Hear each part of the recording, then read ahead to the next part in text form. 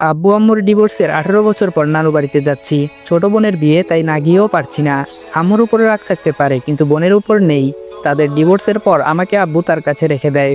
আর তরি একদম ছোট ছিল বলে আম্মু তরিকে তার সাথে নিয়ে যায়। দীর্ঘ 18 বছর তাদের সাথে কোনো প্রকার যোগাযোগ নেই। তরির বিয়ের খবরটা কোথায় পেলাম সেটা পরে বলছি। হঠাৎ ড্রাইভার বাস থামালো। যাত্রীরা সবাই একটু থমকে গেল। এটা তো লোকাল বাস না, তাহলে বাস থামিয়ে যাত্রী নিবে কেন? আমি ছোটবেলা থেকে একটু ঘাড়তেরা টাইপের, একটু বদমেজাজি আর ঘাড়তেরা। আব্বু এটা নিয়ে সবসময় আমাকে বোঝাতেন, কিন্তু আমার পরিবর্তন হয়নি। পরে তিনি একসময় বুঝতে পারেন এটা আমার পরিবারের অপূর্ণ ভালোবাসার ফল। দীর্ঘদিন এমন পরিবারহীনতা আমাকে এমন রুক্ষ করে তোলে। আমার আচার আচরণে আনে ভিন্ন মাত্রা। নিজেকে সবসময় কন্ট্রোলে রাখতে চেষ্টা করি, কিন্তু পরিস্থিতি আমাকে সেই আগের মতোই করে দেয়। এটা নিয়ে আমি নিজেও উদ্বিগ্ন। সিট থেকে উঠে হেল্পারকে ডাক দিয়ে বললাম, সমস্যা কি? গাড়ি থামালেন কেন? হেল্পার একটু শান্ত মনে বলল, একজন যাত্রী উঠবে। আমি বললাম, ওই মিয়া ফাজলামি করেন নাকি? এটা লোকাল বাস নাকি? আর বাসে আপনি সিট খালি দেখলেন কোথায়? হেল্পার আমার কথার উত্তর দিতে দিতেই বাসে যাত্রী উঠে গেল। ড্রাইভারও গাড়ির সামনের দিকে অগ্রসর করলো। হেল্পার একটু ভাব নিয়ে বলল, ভাই আপনি মনে হয় ভুলে যাচ্ছেন, আপনার পাশের সিটটা খালি আছে। আমি বললাম, কি বলেন আপনি? আবার বলুন। হেল্পার বলে, আপনার পাশের সিটটা খালি। আমি বললাম, একদম বাস থেকে ফেলে দিব। 2টা টিকিট কেটেছি কি সাদে? হেল্পার বলে, ও ভাই সরি, মনে নেই। আমি হেল্পারের দিকে একটু রাগী দৃষ্টিতে তাকিয়ে আমার সিটে এসে বসলাম। একটা হাঁটু অপর সিটে তুলে রাখলাম। ঢাকা টু খুলনার জার্নিটা মোটেও কম না। নিজস্ব গাড়ি নিয়ে আসতে পারতাম, কিন্তু এত দূরের জার্নি দুষ্কর হয়ে যাবে। নিজের নিরাপত্তার কথা ভেবে বাসের টিকিট কেটেছি, তাও আবার একটা না, একসঙ্গে দুটো। রাত হয়ে গেলে ঘুমোতে সুবিধা হবে। আমি আবার বসে ঘুমাতে পারি না। আর তার থেকেও বড় কারণ হচ্ছে বাইরের মনোরম পরিবেশ যেন উপভোগ করতে পারি জানালার পাশে বসে।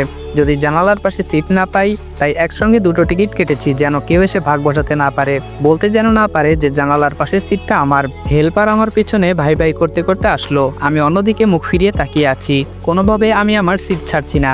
হেল্পার বলে, ভাই আমরা আপনার এক সিটের ভাড়া ফেরত দিয়ে দিচ্ছি, তবুও আপনি একটু কষ্ট করে একটা সিট ছেড়ে দিন। আমি চোখ রাঙিয়ে তাকিয়ে আছি হেল্পারের দিকে। খুব রাগ হতে লাগলো হেল্পারের প্রতি, তবে মুখে প্রকাশ করলাম না, নিজেকে কন্ট্রোল করলাম। ভাই ভাই প্লিজ প্লিজ। আমি বললাম, আপনি প্লিজ সামনে থেকে সরে যান, রেগে গেলে কিন্তু খারাপ কিছু হবে। হেল্পার বলল, ভাই ভুল তো মানুষের হয়, আপনি একটু বোঝার চেষ্টা করুন। আমি বললাম, খুব খারাপ হবে কিন্তু, আমার সমস্যা আছে দেখে আমি 2টা সিট বুকিং করেছি। হেল্পার বলে, ভাই উনি যুবতী একটা মেয়ে, দাঁড়িয়ে দাঁড়িয়ে এত দূর যাবে কেমন দেখায়? মা বোন তো আপনার বাড়িতেও। আমি বললাম, জাস্ট শাট আপ, সব কিছুতে মা বোন টেনে আনেন কেন? যান সামনে থেকে। আমার ধমক খেয়ে চলে গেল সে। আমি অন্যদিকে তাকিয়ে আছি। আমার সিটের পাশে কারো উপস্থিতি টের পাচ্ছি। সিটের উপর হাত রেখে দাঁড়িয়ে আছে।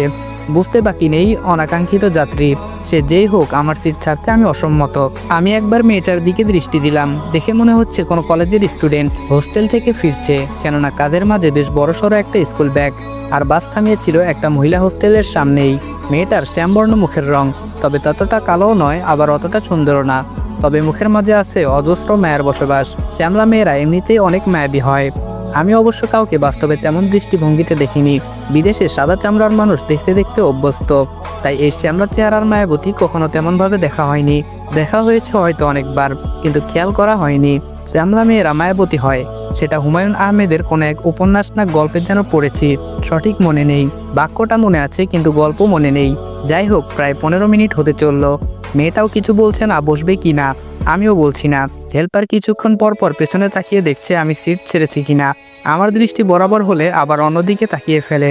আশেপাশে তাকিয়ে দেখলাম অনেক যুবক আর মাঝবয়সের লোক মেয়েটাকে চোখ দিয়ে গিলে খাচ্ছে। এই বিষয়টা নিতে পারলাম না। সমাজটা আজ নষ্ট হয়ে গেছে। একটা মেয়ে একলা নিরাপদ নয়। দুষ্টু লোকদের লোভাতুর দৃষ্টি মেয়েদের উপর পড়বেই। সিট থেকে পা নামিয়ে ইশারা করলাম সিটে বসার জন্য, কিন্তু সে সোজা হয়ে দাঁড়িয়ে আছে আমার দিকে তাকিয়ে। মনে হচ্ছে কি যেন বলবে। আমি বললাম, কি হলো? মেয়েটি বলল, ভাইয়া যদি কিছু মনে না করেন একটা কথা বলতাম। আমি বললাম, মনে করার হলে অবশ্যই করব। মেয়েটি বলে, তাহলে দাঁড়িয়ে থাকি। আমি বললাম, দাঁড়িয়ে থাকতে ভালো লাগলে দাঁড়িয়ে থাকুন, আমার এত মাথা ব্যথা নেই। একটু পর আবার মেয়েটা বলল, ভাইয়া জানালার পাশের সিটটা কি পাবো? না মানে যদি কিছু মনে না করেন। আপনি যে পরিমাণ রাগী, ভয় পাচ্ছিলাম, কি ভেবে যেন সিটটা ছেড়ে দিলাম সঠিক বুঝতে পারলাম না। মেয়েটাও সেটা আমার থেকে অ্যাকসেপ্ট করেনি। মনে করেছিল আমি অনেক কথা শুনিয়ে দিব। আমি উঠে গিয়ে মেয়েটাকে বসতে দিলাম জানালার পাশে। সে খানিকক্ষণ আমার মুখের দিকে তাকিয়ে রইল। আমি বললাম, বসবেন নাকি আমি বসবো? মেয়েটি বলল, না না বসতেছি, বিপরীত পাশে বসে আছি। এখন অবশ্য আফসোস হচ্ছে, সিটটা কেন ছাড়লাম। একদম উচিত হয়নি সিটটা ছাড়ার। নিজের 5 আঙ্গুল মুষ্টি চেপে রাগ কন্ট্রোল করলাম। একবার রাগ কন্ট্রোল না করতে করতে আবার আরেকটা ঘটনা ঘটলো। হেল্পার এসে মেয়েটাকে বললো ভাড়া দেন। আমি হেল্পারের দিকে তাকিয়ে রইলাম। বাসের হেল্পার ছিল একটু কম বয়সী, বয়স কত আর 19-20 হবে হয়তো। এই পেশায় সে নতুন, তার আচরণে বোঝা যাচ্ছে। আমাকে সে প্রচণ্ড ভয় পাচ্ছে সেই ঘটনার পর থেকে। যাই হোক, আমি ছেলেটির উদ্দেশ্যে বললাম, একটা সিটের ভাড়া কতবার দেওয়া লাগে? হেল্পার বলে, না মানে ওনার থেকে ভাড়াটা নিয়েই আপনাকে দিতাম। আমি বললাম, তোমাকে কিছু করতে হবে না, যাও এখান থেকে। আর হ্যাঁ, কতক্ষণ লাগতে পারে খুলনা পৌঁছাতে? হেল্পার বলে 3-4 ঘন্টা তো লাগবেই। আমি বললাম ঠিক আছে।